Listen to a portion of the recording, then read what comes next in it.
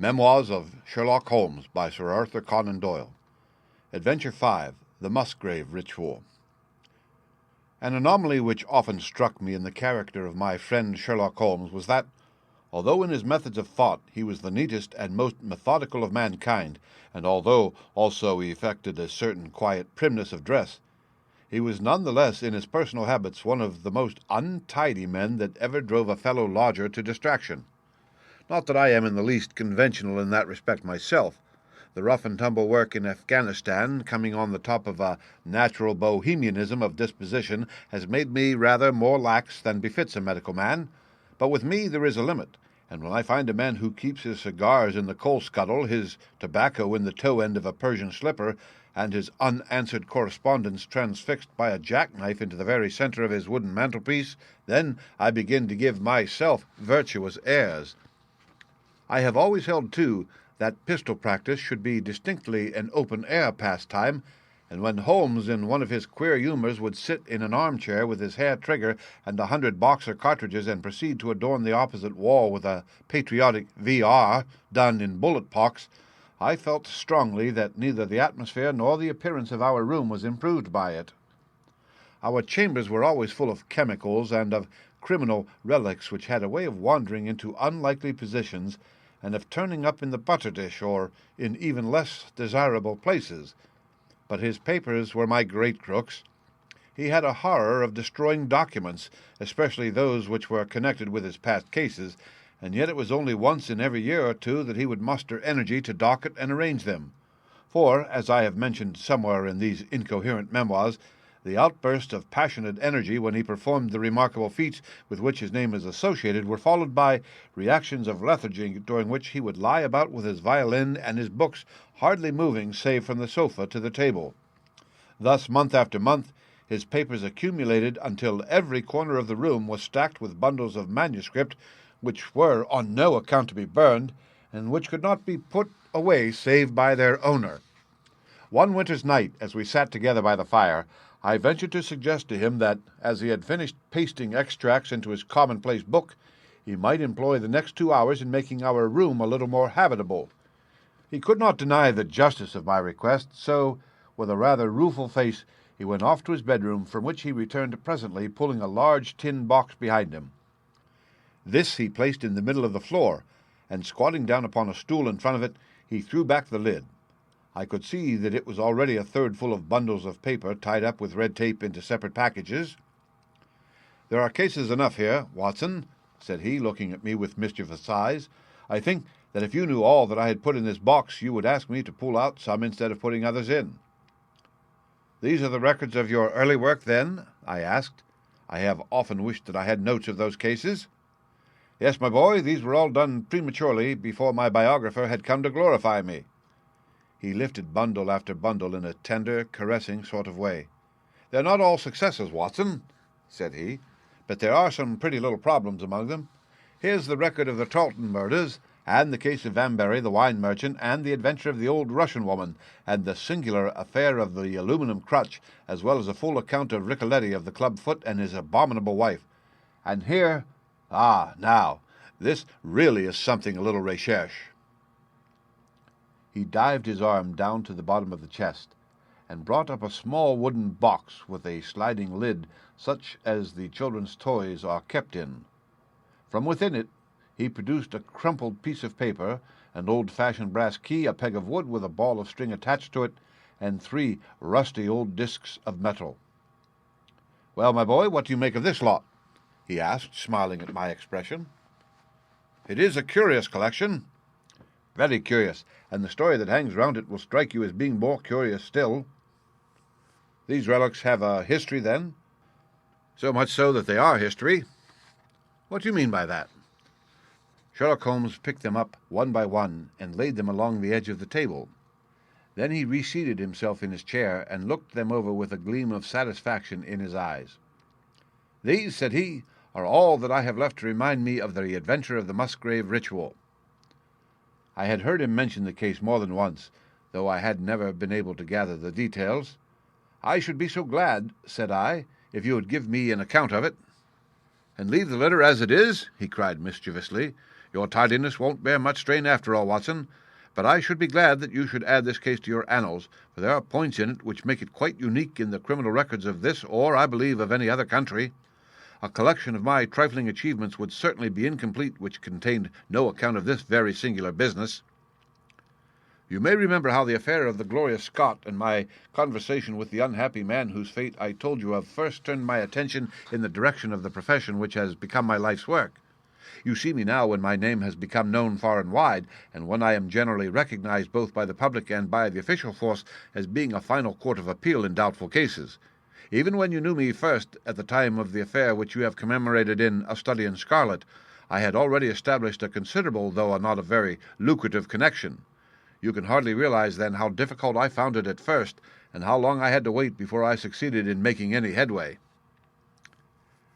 When I first came up to London, I had rooms in Montague Street, just round the corner from the British Museum, and there I waited, filling in my too abundant leisure time by studying all those branches of science which might make me more efficient. Now and again cases came in my way, principally through the introduction of old fellow students, for during my last years at the university there was a good deal of talk there about myself and my methods. The third of these cases was that of the Musgrave ritual, and it is to the interest which was aroused by that singular chain of events and the large issues which proved to be at stake that I traced my first strides towards the position which I now hold. Reginald Musgrave had been in the same college as myself, and I had some slight acquaintance with him. He was not generally popular among the undergraduates, though it always seemed to me that what was set down as pride was really an attempt to cover extreme natural diffidence.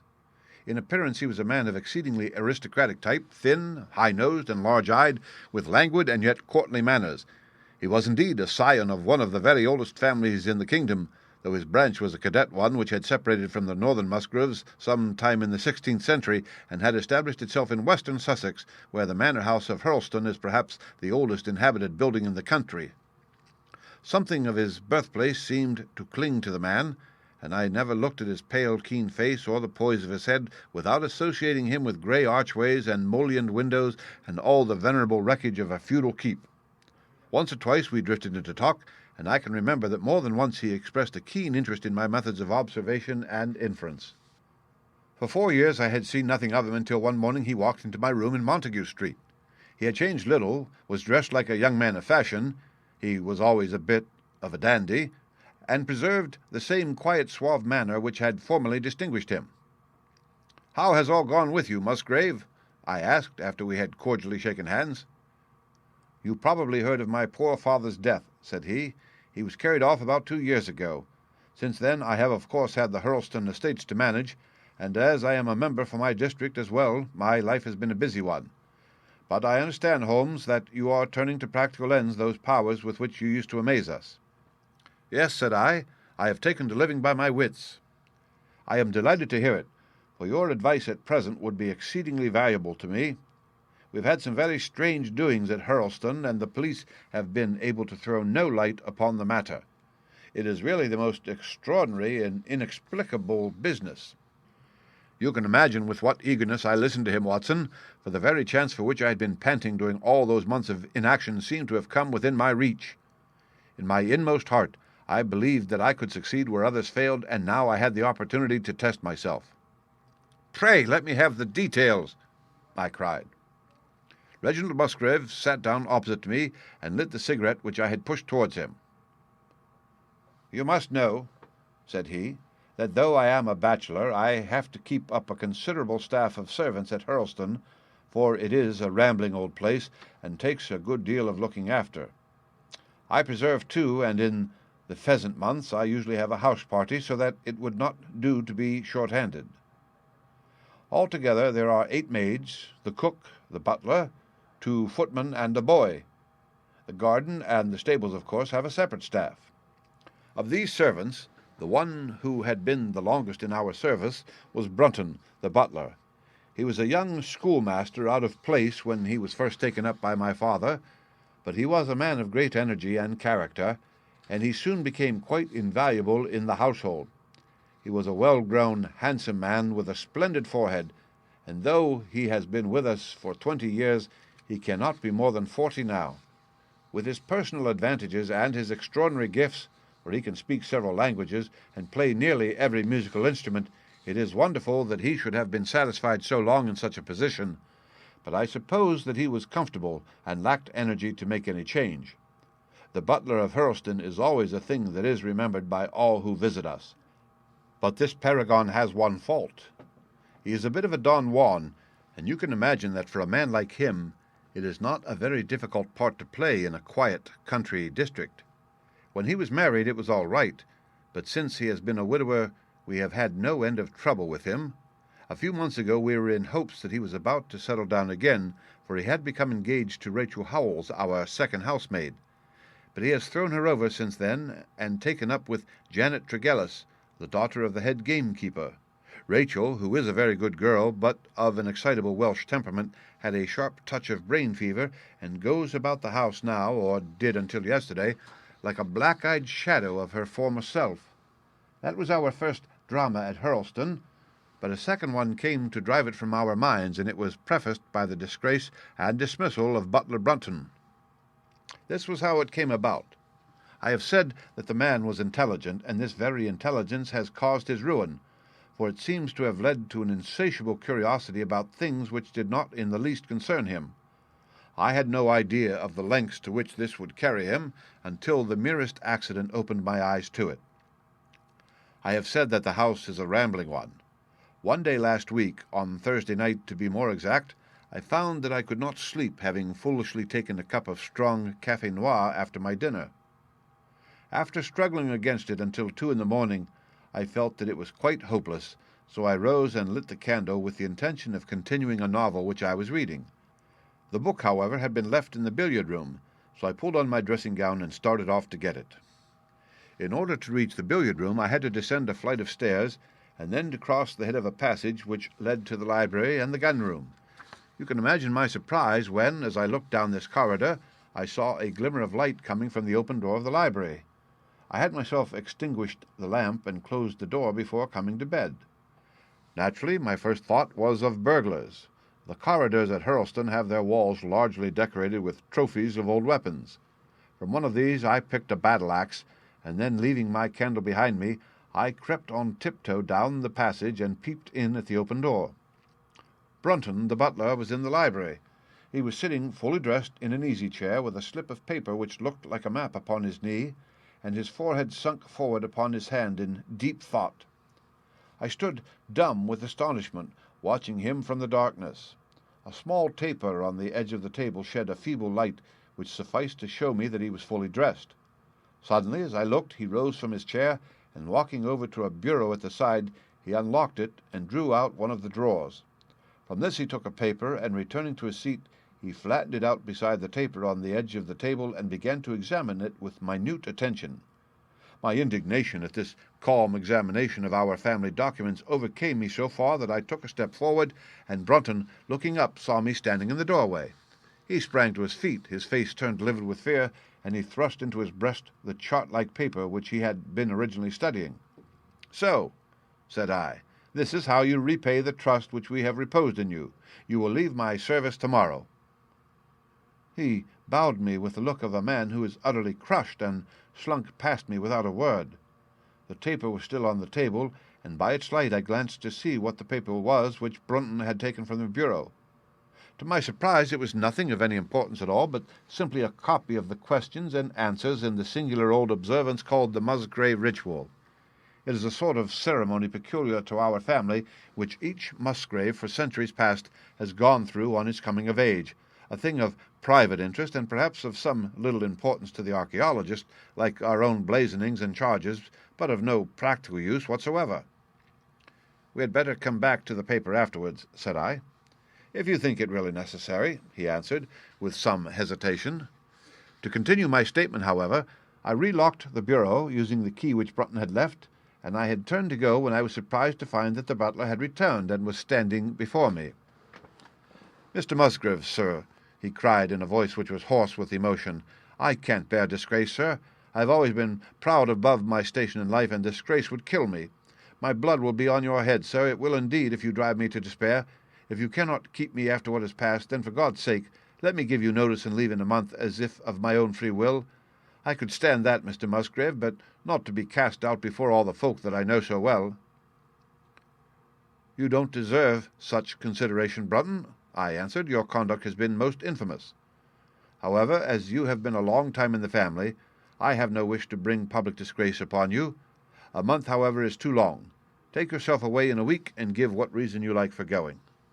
"Only a week, sir," he cried in a despairing voice. "A fortnight, say at least a fortnight." "A week," I repeated, "and you may trouble yourself to have been very leniently dealt with."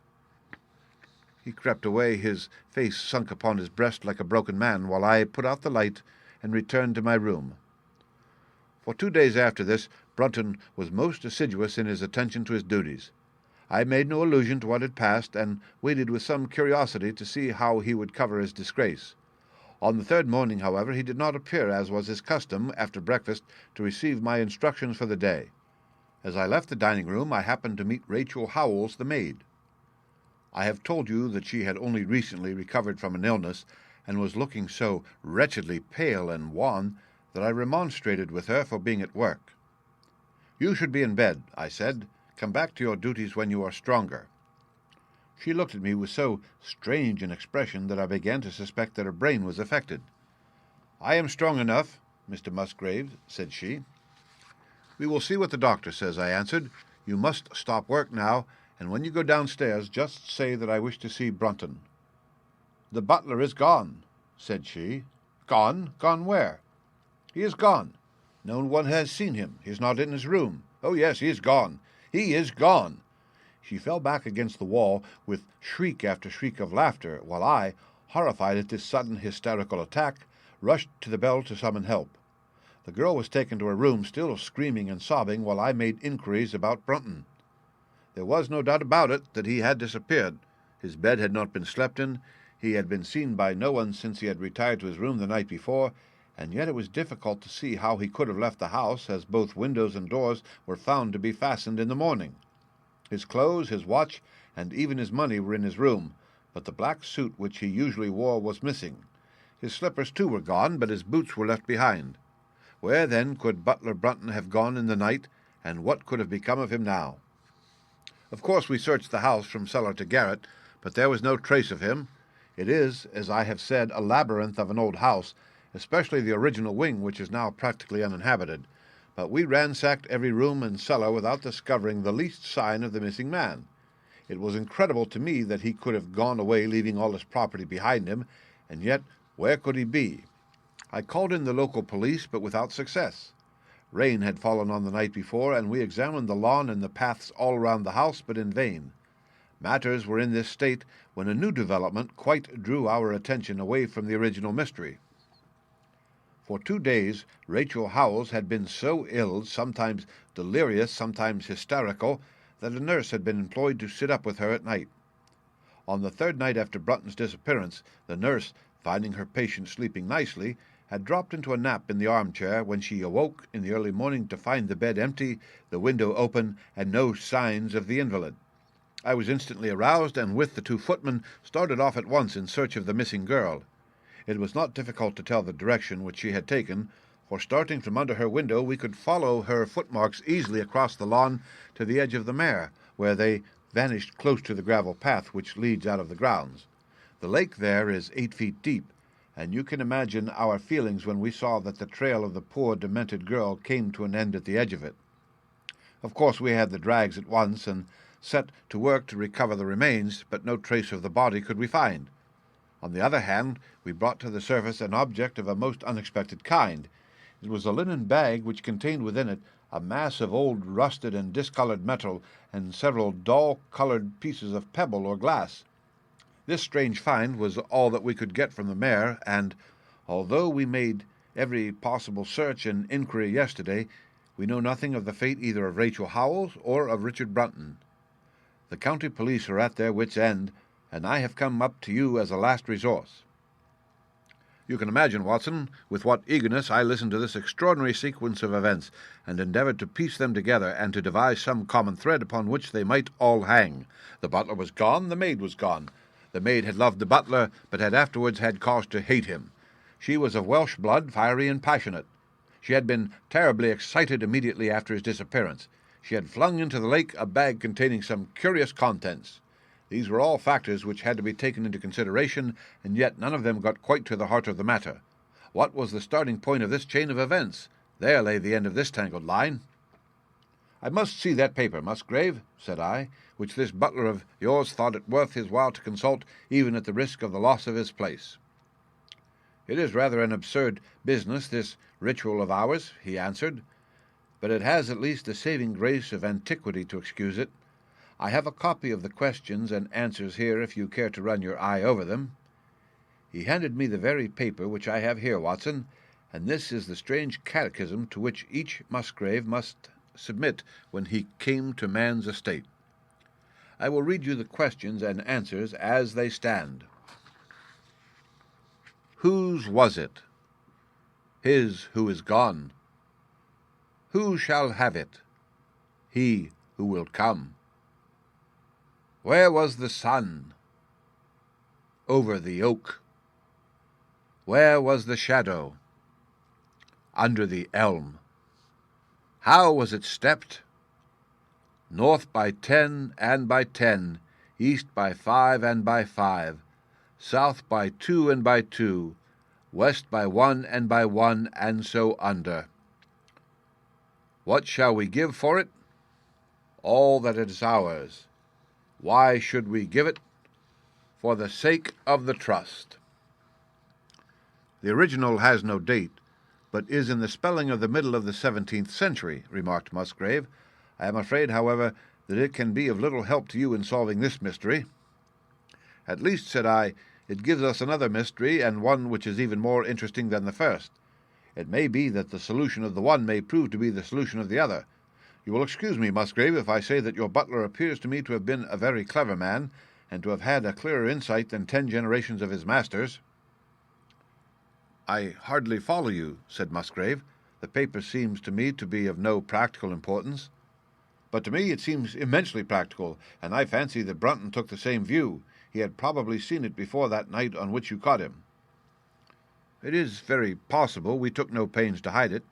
He simply wished, I should imagine, to refresh his memory upon that last occasion. He had, as I understand, some sort of map or chart which he was comparing with the manuscript, and which he thrust into his pocket when you appeared. That is true. But what could he have to do with this old family custom of ours, and what does this rigmarole mean? I don't think that we should have much difficulty in determining that, said I. With your permission, we will take the first train down to Sussex and go a little more deeply into the matter upon the spot. The same afternoon saw us both at Hurlstone. Possibly you have seen pictures and read descriptions of the famous old building, so I will confine my account of it to saying that it is built in the shape of an L, the long arm being the more modern portion, and the shorter the ancient nucleus from which the other had developed. Over the low, heavily linteled door in the center of this old part is chiseled the date 1607, but experts are agreed that the beams and stonework are really much older than this. The enormously thick walls and tiny windows of this part had in the last century driven the family into building the new wing, and the old one was used now as a storehouse and a cellar when it was used at all. A splendid park with fine old timber surrounds the house, and the lake to which my client had referred lay close to the avenue about 200 yards from the building.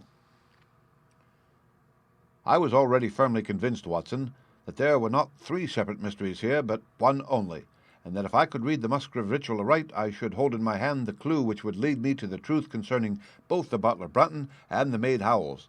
To that, then, I turned all my energies. Why should this servant be so anxious to master this old formula? Evidently because he saw something in it which had escaped all those generations of country squires, and from which he expected some personal advantage. What was it, then, and how had it affected his fate? It was perfectly obvious to me on reading the ritual that the measurements must refer to some spot to which the rest of the document alluded, and that if we could find that spot, we should be in a fair way towards finding what the secret was which the old Musgraves had thought it necessary to embalm in so curious a fashion. There were 2 guides given us to start with, an oak and an elm.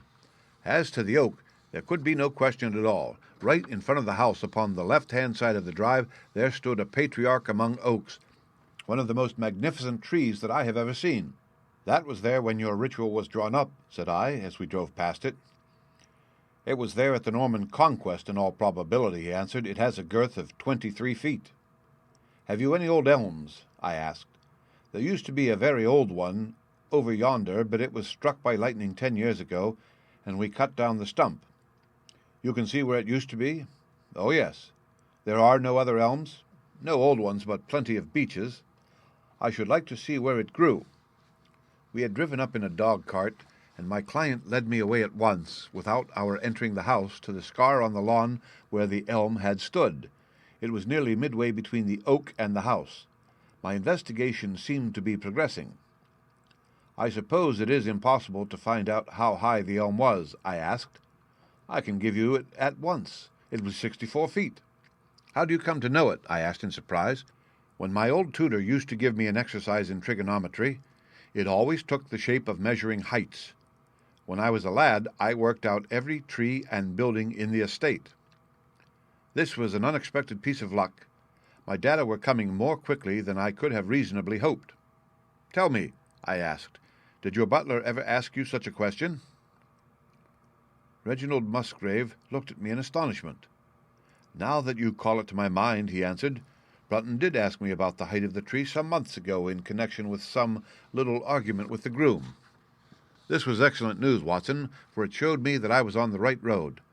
I looked up at the sun. It was low in the heavens, and I calculated that in less than an hour it would lie just above the topmost branches of the old oak.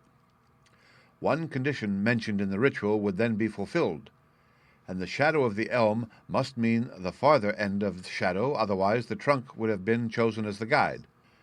I had then to find where the far end of the shadow would fall when the sun was just clear of the oak.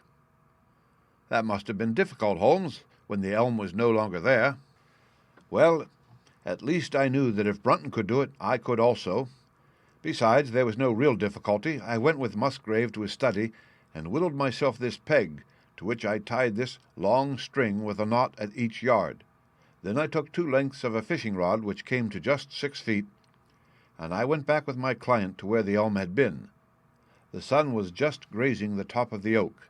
I fastened the rod on end, marked out the direction of the shadow, and measured it. It was 9 feet in length. Of course, the calculation now was a simple one.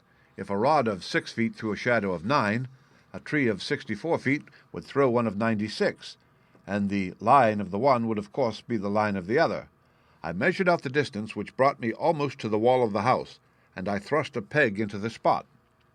You can imagine my exultation, Watson, when within 2 inches of my peg I saw a conical depression in the ground. I knew that it was the mark made by Brunton in his measurements, and that I was still upon his trail. From this starting point I proceeded to step, having first taken the cardinal points by my pocket compass. 10 steps with each foot took me along parallel with the wall of the house, and again I marked my spot with a peg. Then I carefully paced off 5 to the east and 2 to the south. It brought me to the very threshold of the old door. 2 steps to the west meant now that I was to go 2 paces down the stone-flagged passage, and this was the place indicated by the ritual. Never have I felt such a cold chill of disappointment, Watson. For a moment it seemed to me that there must be some radical mistake in my calculations. The setting sun shone full upon the passage floor, and I could see that the old foot-worn grey stones with which it was paved were firmly cemented together, and had certainly not been moved for many a long year. Brunton had not been at work here. I tapped upon the floor, but it sounded the same all over, and there was no sign of any crack or crevice. But fortunately, Musgrave, who had begun to appreciate the meanings of my proceedings, and who was now as excited as myself, took out his manuscript to check my calculation. "And under!" he cried. "You have omitted the 'and under.'" I had thought that it meant that we were to dig, but now, of course, I saw at once that I was wrong. "There is a cellar under this, then?" I cried. "Yes, and as old as the house. Down here, through this door." We went down a winding stone stair, and my companion, striking a match, lit a large lantern which stood on a barrel in the corner. In an instant it was obvious that we had at last come upon the true place, and that we had not been the only people to visit the spot recently. It had been used for the storage of wood, but the billets, which had evidently been littered over the floor, were now piled at the sides, so as to leave a clear space in the middle. In this space lay a large and heavy flagstone with a rusted iron ring in the center to which a thick shepherd's check muffler was attached. "By Jove!" cried my client. "That's Brunton's muffler. I have seen it on him and could swear to it. What has the villain been doing here?" At my suggestion, a couple of the county police were summoned to be present. I then endeavored to raise the stone by pulling on the cravat. I could only move it slightly, and it was with the aid of one of the constables that I succeeded at last in carrying it to one side. A black hole yawned beneath it into which we all peered, while Musgrave, kneeling at the side, pushed down the lantern. A small chamber about 7 feet deep and 4 feet square lay open to us. At one side of this was a squat, brass-bound wooden box, the lid of which was hinged upwards, with this curious old-fashioned key projecting from the lock. It was furred outside by a thick layer of dust, and damp and worms had eaten through the wood, so that a crop of livid fungi was growing on the inside of it. Several discs of metal, old coins apparently, such as I hold here, were scattered over the bottom of the box, but it contained nothing else. At the moment, however, we had no thought for the old chest, for our eyes were riveted upon that which crouched beside it. It was the figure of a man clad in a suit of black, who squatted down upon his hams, with his forehead sunk upon the edge of the box, and his 2 arms thrown out on each side of it. The attitude had drawn all the stagnant blood to the face, and no man could have recognized that distorted liver-colored countenance, but his height, his dress, and his hair were all sufficient to show my client, when we had drawn the body up, that it was indeed his missing butler. He had been dead some days, but there was no wound or bruise upon his person to show how he had met his dreadful end. When his body had been carried from the cellar, we found ourselves still confronted with a problem which was almost as formidable as that with which we had started. I confess that so far, Watson, I had been disappointed in my investigation. I had reckoned upon solving the matter when once I had found the place referred to in the ritual, but now I was there, and was apparently as far as ever from knowing what it was which the family had concealed with such elaborate precautions. It is true that I had thrown a light upon the fate of Brunton, but now I had to ascertain how that fate had come upon him, and what part had been played in the matter by the woman who had disappeared. I sat down upon a keg in the corner and thought the whole matter carefully over. You know my methods in such cases, Watson. I put myself in the man's place, and having first gauged his intelligence, I tried to imagine how I should myself have proceeded under the same circumstances. In this case the matter was simplified by Brunton's intelligence being quite first-rate, so that it was unnecessary to make any allowance for the personal equation, as the astronomers have dubbed it. He knew that something valuable was concealed. He had spotted the place. He found that the stone which covered it was just too heavy for a man to move unaided. What would he do next? He could not get help from outside, even if he had someone whom he could trust, without the unbarring of doors and considerable risk of detection. It was better, if he could, to have his helpmate inside the house. But whom could he ask? This girl had been devoted to him. A man always finds it hard to realize that he may have finally lost a woman's love, however badly he may have treated her. He would try by a few attentions to make his peace with the girl Howells, and then would engage her as his accomplice. Together they would come at night to the cellar, and their united force would suffice to raise the stone. So far I could follow their actions as if I had actually seen them. But for 2 of them, and 1 a woman, it must have been very heavy work, the raising of that stone. A burly Sussex policeman and I had found it no light job. What would they do to assist them? Probably what I should have done myself. I rose and examined carefully the different billets of wood which were scattered around the floor. Almost at once I came upon what I expected. One piece, about 3 feet in length, had a very marked indentation at one end, while several were flattened at the sides as if they had been compressed by some considerable weight. Evidently, as they had dragged the stone up, they had thrust the chunks of wood into the chink, until at last, when the opening was large enough to crawl through, they would hold it open by a billet placed lengthwise, which might very well become indented at the lower end, since the whole weight of the stone would press it down onto the edge of the other slab. So far I was still on safe ground. And now, how was I to proceed to reconstruct this midnight drama? Clearly, only one could fit into the hole, and that one was Brunton. The girl must have waited above. Brunton then unlocked the box, handed up the contents presumably, since they were not to be found, and then what happened? What smouldering fire of vengeance had suddenly sprung into flame in this passionate Celtic woman's soul when she saw the man who had wronged her perhaps far more than we had suspected, in her power? Was it a chance that the wood had slipped and that the stone had shut Brunton into what had become his sepulchre? Had she only been guilty of silence as to his fate? Or had some sudden blow from her hand dashed the support away and sent the slab crushing down into its place? Be that as it might, I seemed to see that woman's figure still clutching at her treasure trove and flying wildly up the winding stair, with her ears ringing perhaps with the muffled screams from behind her, and with the drumming of frenzied hands against the slab of stone which was choking her faithless lover's life out. Here was the secret of her blanched face, her shaken nerves, her peals of hysterical laughter on the next morning. But what had been in the box? What had she done with that? Of course, it must have been the old metal and pebbles which my client had dragged from the mare. She had thrown them in there at the first opportunity to remove the last trace of her crime. For 20 minutes I had sat motionless, thinking the matter out. Musgrave still stood with a very pale face, swinging his lantern and peering down into the hole. "These are coins of Charles I," said he, holding out the few which had been in the box. "You see, we were right in fixing our date for the ritual."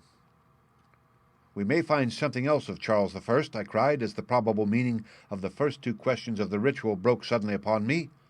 "Let me see the contents of the bag which you fished from the mare." We ascended to his study, and he laid the debris before me. I could understand his regarding it as of small importance when I looked at it, for the metal was almost black, and the stones lustreless and dull. I rubbed one of them on my sleeve, however, and it glowed afterwards like a spark in the dark hollow of my hand.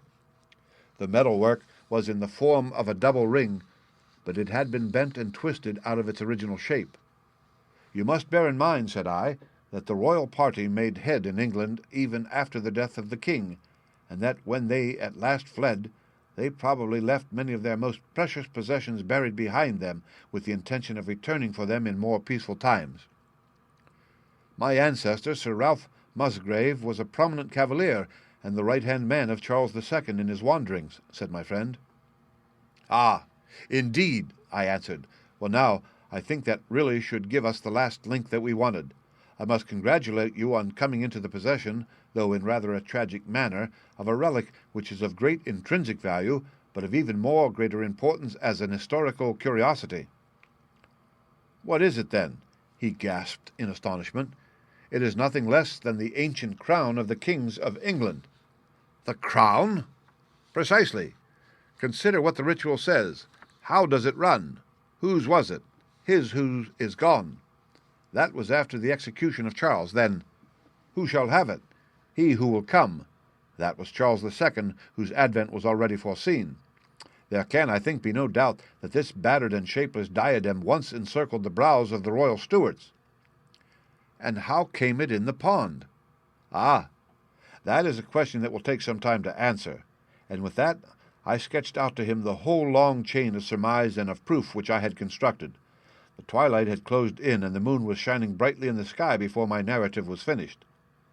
"And how was it, then, that Charles did not get his crown when he returned?" asked Musgrave, pushing back the relic into its linen bag.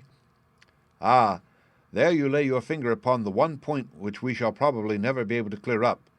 It is likely that the Musgrave who held the secret died in the interval, and by some oversight left this guide to his descendant without explaining the meaning of it.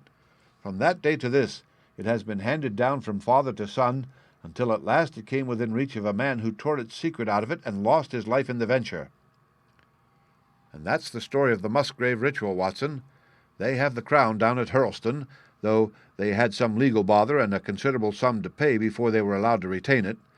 I am sure that if you mentioned my name they would be happy to show it to you. Of the woman nothing was ever heard, and the probability is that she got away out of England and carried herself and the memory of her crime to some land beyond the seas." The end.